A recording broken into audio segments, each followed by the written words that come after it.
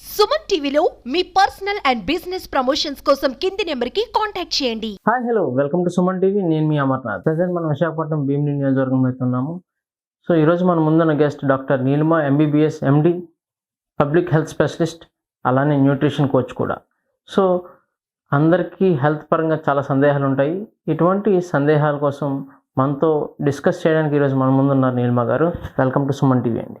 నమస్తే ma'am, season to season, ఎండాకాలం నుంచి వర్షాకాలం వచ్చినా, వర్షంకాలం నుంచి చలికాలం వచ్చినా ఈ యొక్క సీజనల్ ఫీవర్స్ అంటే వైరల్ ఫీవర్స్ అని కూడా కొంతమంది అంటుంటారు. సో ఇటువంటి వైరల్ ఫీవర్స్ రావడానికి కారణం ఏంటి?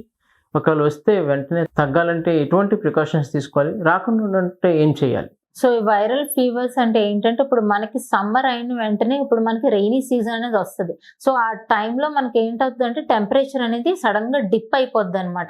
ఆ డిప్ అయిపోవడం వల్ల ఈ వైరల్ ఇన్ఫెక్షన్స్, వైరల్ ఫీవర్స్ అనేవి మనకి ఎక్కువ వస్తూ ఉంటాయి ఈ సీజన్ లో.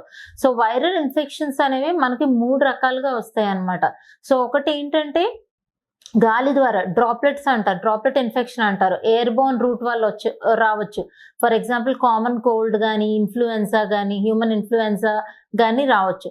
నెక్స్ట్ ఏంటంటే వాటర్ ద్వారా రావచ్చు. ఫర్ ఎగ్జాంపుల్ గ్యాస్ట్రోఎంట్రైటిస్, డయేరియా అవి రావచ్చు. నెక్స్ట్ ఇంకొకటి ఏంటంటే వెక్టర్ బోర్న్, అంటే ఇప్పుడు మనకి చికెన్ గునియా, డెంగీ ఫీవర్ ఇవన్నీ కూడా వెక్టర్ బోర్న్ అని చెప్పి అంటారనమాట. సో ఈ వైరల్ ఫీవర్స్ వల్ల వచ్చే సిమ్టమ్స్, ముఖ్యంగా యంగ్ పీపుల్లో వచ్చే సిమ్టమ్స్ ఏంటంటే ఫీవర్ ఉంటుంది, తర్వాత ఫీవర్ తర్వాత వాళ్ళకి హెడేక్, జాయింట్ పెయిన్స్, తర్వాత కాఫ్, తర్వాత సోర్ థ్రోట్ అంటే గొంతుకు బొంగరిపోవడం అలాంటివన్నీ ఉంటాయి అన్నమాట. Body pains, cold, throat infections అవన్నీ వస్తుంటాయి. అదే మనం ఎల్డర్లీ పీపుల్లో చూసినట్టయితే, అబౌవ్ 60 years పీపుల్, కొంచెం పెద్దవాళ్ళలో చూసినట్టయితే వాళ్ళకి ఇవన్నీ ఉండడంతో పాటు వాళ్ళకి డిహైడ్రేషన్, ఆకలి వేయకపోవడం, ఎక్కువ నీరసం అయిపోవడం అలాంటి సిమ్టమ్స్ అనేవి మనకి కనిపిస్తూ ఉంటాయి.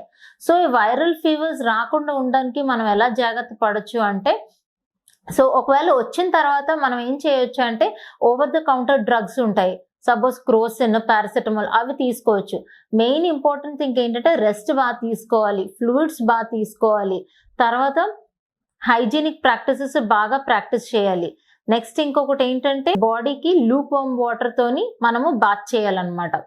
దీన్ని వైరల్ ఫీవర్స్ రాకుండా మనం ఎలాగా కాపాడుకోవచ్చు అంటే ఫస్ట్ థింగ్ హైజీన్ అనేది ఉండాలి.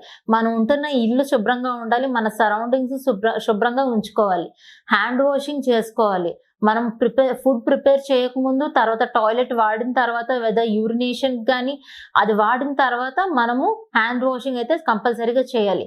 ఒకవేళ దగ్గు కానీ, తుమ్ము కానీ వచ్చినట్లయితే మనము హ్యాండ్ తోని మన నోస్ ని, మౌత్ ని కవర్ చేసుకోవాలి. సో ఇటువంటి జాగ్రత్తలు మనం తీసుకుంటూ ఉండాలన్నమాట. బయట కనిపించే ఫుడ్స్, కట్ ఫ్రూట్స్ కానీ, ఐస్ క్రీమ్స్ కానీ, తర్వాత స్వీట్స్ కానీ, ఆ రోడ్డు మీద అమ్మేవి మనము తినకుండా జాగ్రత్త పడాలన్నమాట. ఎందుకంటే టైఫాయిడ్ ఫీవర్స్ ఇవన్నీ వాటర్ కంటామినేషన్ వల్ల, ఫుడ్ కంటామినేషన్ వల్ల వచ్చేవన్నమాట ఇవన్నీ. సో ఇలాగా మనము మనల్ని జాగ్రత్త పరుచుకోవచ్చు. ఒకవేళ మీ ఇంట్లో ఎవరైనా వైరల్ ఫీవర్ వచ్చిన వాళ్ళు ఉంటే కనుక మీరు మీ జాగ్రత్తలు తీసుకుంటూ పేషెంట్ కి కేర్ ఇవ్వాలి. ఒకవేళ మీకు తెలిసిన వాళ్ళకి ఎవరికైనా వస్తే కనుక వాళ్ళకి రికవర్ అయిన తర్వాతే వాళ్ళని మీరు కమ్యూనికేట్ చేయడం అనేది క్షేమకరం. సో దీన్ని మనం వైరల్ ఫీవర్స్ ని ఇలాగ మనం తగ్గించుకోవచ్చు అన్నమాట. సో దానికి మనము సిమ్టమాటిక్ ట్రీట్మెంటే ఇవ్వాలి.